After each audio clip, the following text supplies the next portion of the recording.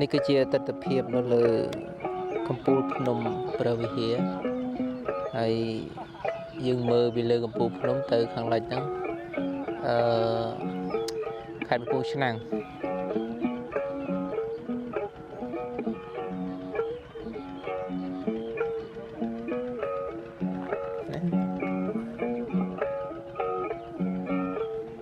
អត់ផង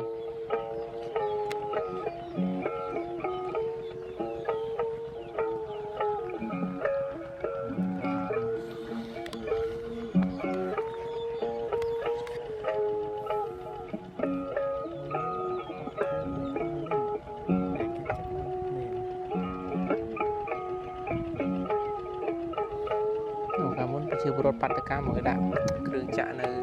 ក្នុងនោះគេណា